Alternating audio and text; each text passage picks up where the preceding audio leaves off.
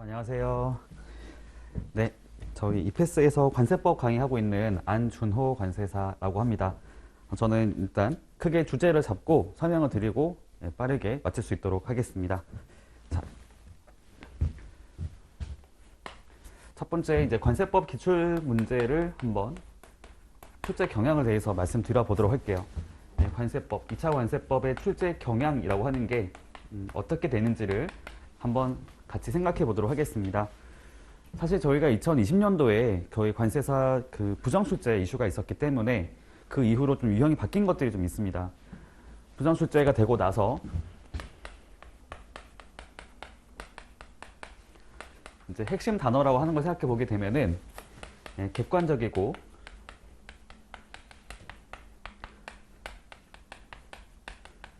공정한 출제와 첨삭을, 출제와 이제 그런 채점을 이제 요구하는 걸 바뀌었다고 보시면 될 것 같아요.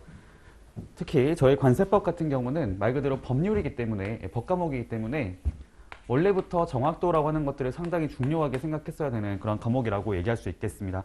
근데 예전에는 이런 법률에 대해서 정확도뿐만이 아니라 여러 가지를 내용을 같이 볼 수 있는 이해력이라 하는 것들도 같이 요구하는 게 있었는데요. 근데 점점 요즘에 나오는 문제 유형들은 이해력을 요구하는 것들보다는 그냥 정확도를 많이 보는 형태로 바뀌었다고 보시면 되겠습니다. 그래서 그 말인즉슨 요거랑 이제 크게 연관이 있다고 보시면 되는 거겠죠. 출제할 때도 누구나 이제 공정하게 좀 객관적으로 문제를 내는 것을 요구하고 있고, 그런 것들을 채점하는 과정에서도 누가 봐도 정답이 있는 것들을 요구하는 것이 있다고 보시면 되겠습니다. 그래서 지금에도 이제 공부하게 되면은 이런 법의 취지라든지 어떤 구조라고 하는 것들을 잘 파악을 하기보다는 그냥 해당되는 조하고 그 조문하고 거기 들어가 있는 항의 내용들을 정확하게 쓸 수 있는 것을 요구한다고 보시면 될 것 같아요. 사실 이런 게 좀 더 단순하면서도 어렵다고 이해할 수 있는 게 뭐냐면, 내가 정말 암기력이 좋아서 뛰어나서 열심히 외우고 할 수 있으면은 되게 플러스가 될 수가 있는데, 그렇지 않은 경우에는 오히려 반대로 크게 마이너스가 될 수 있다고 생각이 듭니다. 어쨌든 저희 관세법 같은 경우는 무조건 암기하는데 조금 집중해서 하는 게 좋겠다라고 생각이 들고요. 그리고 이것뿐만이 아니라 제가 올해 나왔던 기출문제를 가지고 예를 들어 말씀드려 보면은, 원래는 어떤 개별, 특정 어떤 제도라고 하는 게 있다고 쳤을 때 거기 들어가 있는 그런 조문이라고 하는 것들을 가지고 출제를 했었다고 한다면은, 이제는 다른 어떤 그런 법률, 다른 내용하고 연계를 하는 것들도 주로 출제가 되고 있다고 보시면 될 것 같아요. 나왔던 게 뭐냐면, 올해는 행정질서벌이라고 하는 과태료하고 같이 묶어서 출제를 하는 것들이 있었습니다. 원래 저희가 이제 관세 행정이라 하는 것들은 말 그대로 행정 절차를 수행하는 거기 때문에 행정 절차를 수행하는 과정에서 위반이 있다고 했을 경우는 행정 형벌이라든지 행정 질서벌에 따라서 이렇게 벌칙을 부과할 수 있는 게 있다고 보시면 되는데요. 그 전까지만 하더라도 어떤 절차를 어겼을 때 적용되는 그런 과태료가 얼마인지를 물어본 적은 별로 없었는데, 올해는 그게 출제가 된 게 있었어요.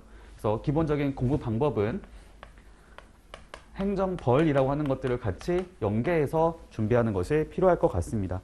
어떤 내용을 어겼다고 하게 됐을 때 그게 어떤 처벌을 받는지, 벌금형인지 징역형인지 아니면 과태료가 부과되는지, 이런 것들 있잖아요. 이런 것들을 사실은 따로 떼서 정리하게 되면은 상당히 어렵다고 느낄 수가 있고 잘 와닿지가 않을 수가 있어서, 이런 것들을 그때그때마다 어떤 특정한 내용을 공부하게 됐을 때 그것을 어기면 어떤 게 적용된다라는 식으로 같이 처음부터 같이 연계해서 하는 것들이 상당히 필요하다라고 말씀을 드릴 수가 있을 것 같아요.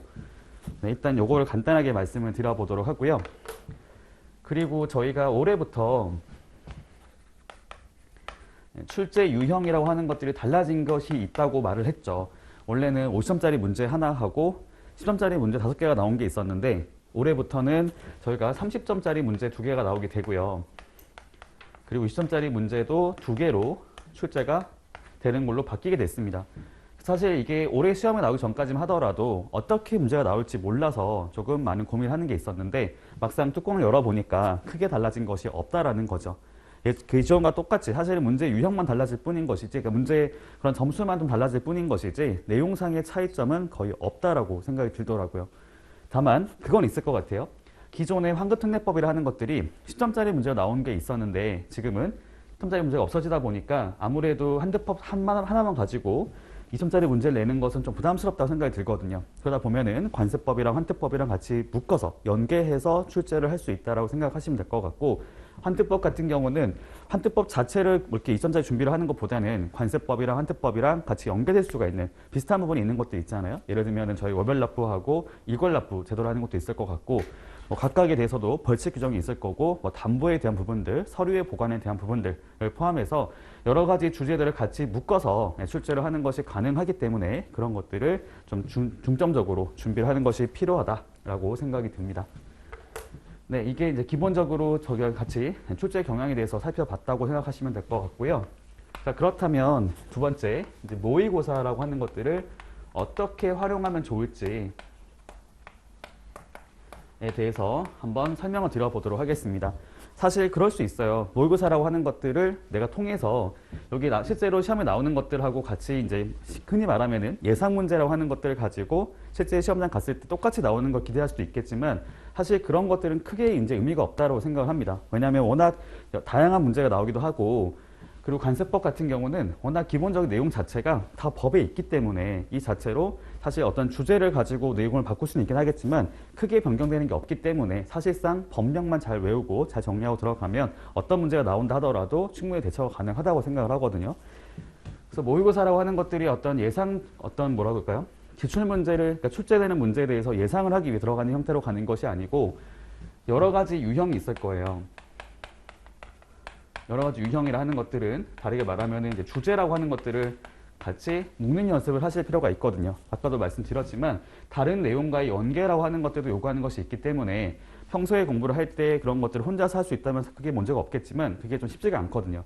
그래서 그런 것들을 이제 모의고사라고 하는 걸 통해 가지고 내가 생각하지 못했던 것들을 같이 참고할 수 있는, 생각해 볼 수 있는 그런 준비를 할 수 있다고 보시면 될 것 같고, 그리고 이것뿐만이 아니라 기본적으로 연습을 하는 것이 상당히 중요하다고 생각하거든요.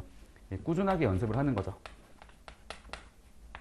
사실 혼자서 하는 것도 의지가 있다면 할 수 있겠지만 이렇게 모의고사를 통해 가지고 제한된 시간 안에 내가 이제 문제를 보면서 정답을 한번 써보고 써본 걸 가지고 첨삭을 받으면서 내가 어디가 부족한지를 점검하고 그런 것들 보완하는 것들이 되게 효과적이라고 저는 생각을 하고 있거든요.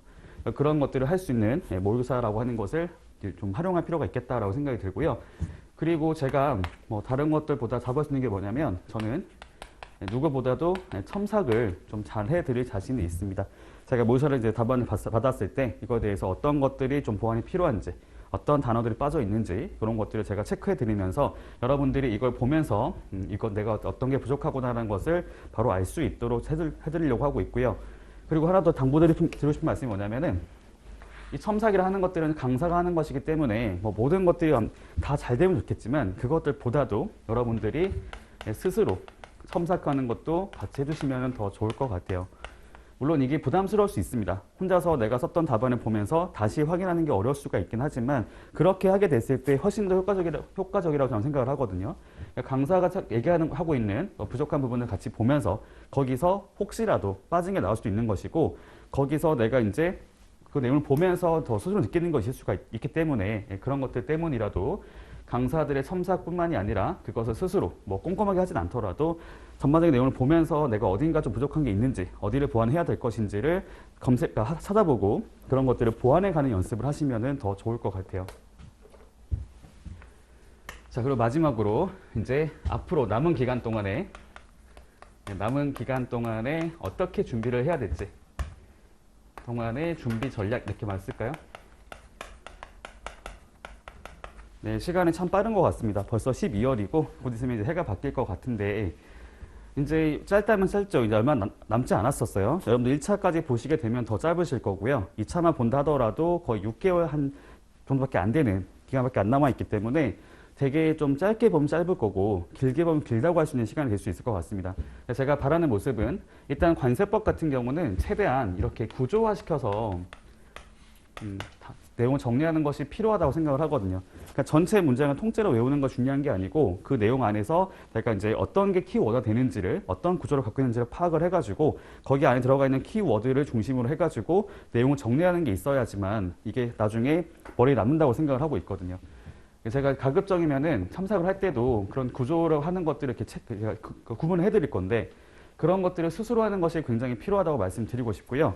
지금 당장 암기를 해야 된다고 말씀드린 건 아니고 일단은 남은 기간 동안 최대한 여러분들이 혼자서 이렇게 내용을 떠올릴 수 있도록 계속 구조화시키는 연습을 하시면 좋을 것 같고 그 안에서도 키워드라고 하는 것들이 뭔지를 스스로 계속해서 체크해 나가시면 더 좋을 것 같아요. 그런 것들을 하면서 내용을 계속 정리하는 게 필요하다라고 말씀을 드리고 싶고 나중에 암기를 몰아서 해야지 라고 하는 것이 아니라 암기라고 하는 것들은 구조화를 시키는 연습을 하고 내용을 정리하다 보면서 이렇게 그때그때마다 내가 암기를 하려고 노력을 해보고 암기가 되지 않다더라도 다음에 또 노력하고 이런 것들이 굉장히 중요하다고 생각을 합니다. 나중에 한 번에 뭐 4월, 5월쯤 가서 확실히 그때 암기를 해야겠다 라고 하는 것도 좋지만 그것들보다는 지금 시간이 있을 때마다 계속해서 암기를 하려고 노력을 하시고 암기를 하는 방법 여러 가지가 있겠죠. 뭐 두문자 방식을 써가지고 앞글자 따서 외우는 것도 있겠지만 그거 말고도 내가 내용을 잘 이해를 하고 있으면은 그 자체만으로도 내용이 정리가 되는 것도 있단 말이죠. 그러니까 그런 여러 가지 방식을 통해 가지고 여러분들이 이거를 결과적으로는 암기를 하는 형태로 가는 게 필요하다라고 말씀을 좀 드리고 싶습니다. 사실 준비 전략이라 하는 것들이 특별한 게 없어요. 그냥 꾸준하게만 하시면 됩니다. 제가 봤을 때는 어떤 특별한 방법이 있다라고 말을 하기보다도 그동안 공부했던 것들을 계속해서 꾸준하게 어떤 기복 없이 꾸준하게만 할 수 있다고 하게 되면은 분명히 노력하는 만큼 결과가 나올 수 있다라고 생각을 가지고 있거든요. 물론 그런 것에 관련해서 앞에 나왔던 이런 것들까지 같이 활용하시면 더 좋을 것 같고요. 그리고 저도 개인적으로는 그 질문하고 답변하는 이런 거 되게 좋아하는 사람이라 가지고 여러분들 저한테 뭐 개인적이든 뭐 학원을 통해서든 이렇게 뭐 언제든지 질문 같은 거 남겨주시면은 제가 빠르게 답변을 드릴 수 있도록 할 것이고요.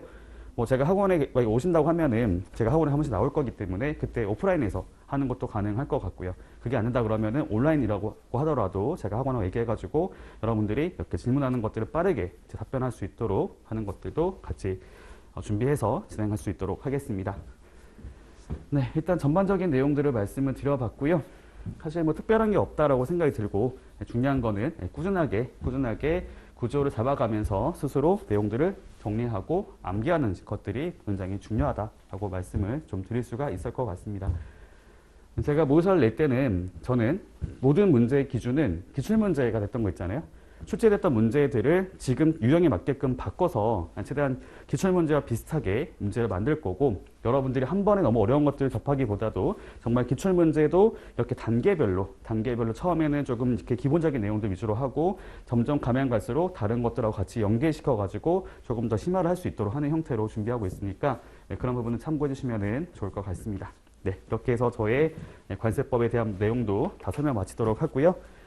오늘 눈도 내리고 다들 날씨 춥고 해서 되게 이제 어려운 발걸음 하신 걸로 알고 있는데 이렇게 와서 너무 감사드리고요. 다음에 또 이렇게 뵐 수 있는 날이 왔으면 좋겠습니다. 감사합니다.